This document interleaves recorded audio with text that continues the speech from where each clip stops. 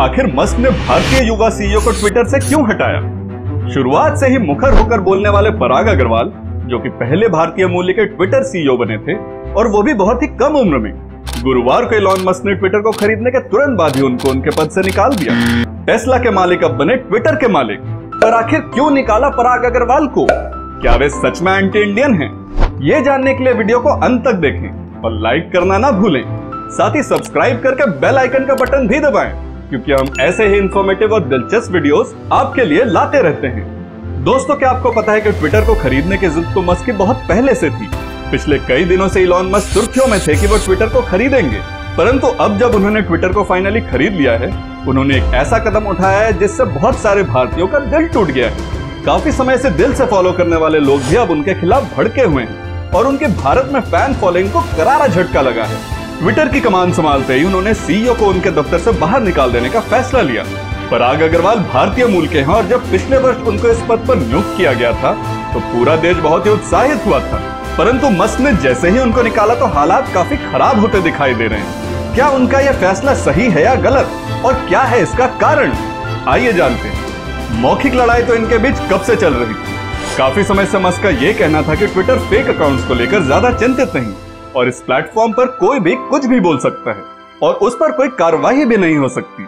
और सीईओ के पद से निकाले जाने के तुरंत बाद मस्क ने ट्वीट करते हुए लिखा, द बर्ड इज फ्रीड, यानी कि चिड़िया आजाद कर दी गई है। क्या आपको पता है कि इलॉन मस्क को 300 करोड़ से भी ज्यादा की रकम कॉन्ट्रैक्ट के हिसाब से पराग अग्रवाल को देनी होगी? दोनों की आपसी वैचारिक मतभेद का अंदाजा इसी से लगाया जा सकता है कि जब से ट्विटर को खरीदने के लिए बोली लगाई गई थी, तभी से पराग ने उनके बारे में बयान देने शुरू कर दिए थे। पराग ने इस कंपनी के कर्मचारियों को कहा था कि ट्विटर अंधेरे में जा रहा है, पता नहीं आगे जाकर इसका क्या बनेगा। इतनी निर्भीकता से विरोध करने का शायद यही नतीजा हुआ कि उनको मस्क ने डील होते ही कंपनी से निकाल दिया। इस मामले से परिचित कुछ लोगों ने बताया है कि मस्क ने न केवल ट्विटर के मुख्य कार्यकारी अधिकारी पराग अग्रवाल, बल्कि मुख्य वित्तीय अधिकारी नेड सहगल और कानूनी मामलों और नीति प्रमुख विजय गड्डे को भी गुरुवार को सोशल मीडिया प्लेटफॉर्म के पदों से निकाल दिया।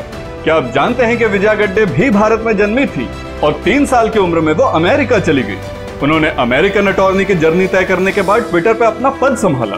इस पद के दौरान वो हेट स्पीच, मिस इन्फॉर्मेशन और हार्मफुल स्पीच पर निगरानी रखती थी। मस्क ने उन पर प्लेटफॉर्म पर फर्जी खातों की संख्या के बारे में उन्हें और ट्विटर निवेशकों को गुमराह करने का आरोप लगाया था।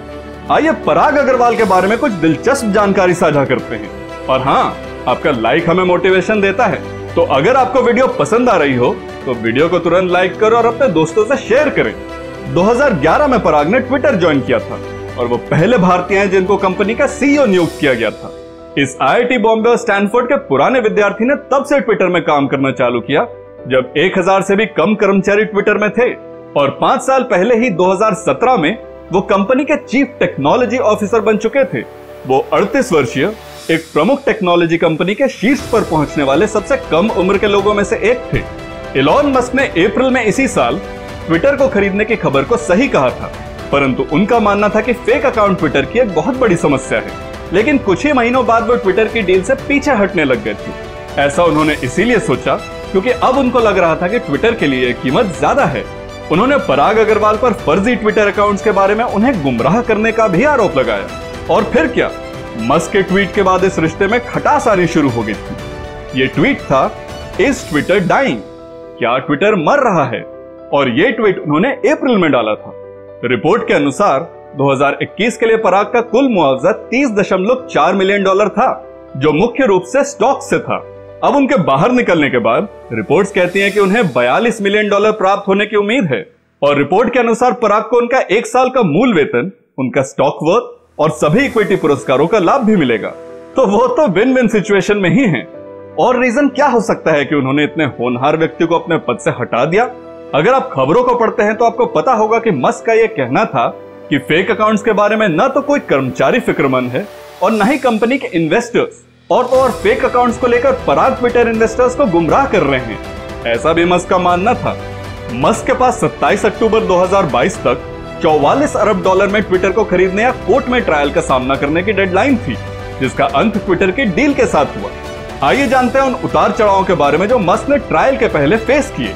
4 अप्रैल 2022 को 9.2% की हिस्सेदारी खरीदकर मस्क कंपनी के सबसे बड़े शेयर होल्डर बन गए। 5 अप्रैल 2022 को कुछ शर्तों के साथ मस्क को ट्विटर बोर्ड में जगह का ऑफर भी मिला था। यह ऑफर उनको इसीलिए दिया गया था क्योंकि वो ट्विटर के सबसे बड़े शेयर होल्डर बन चुके थे।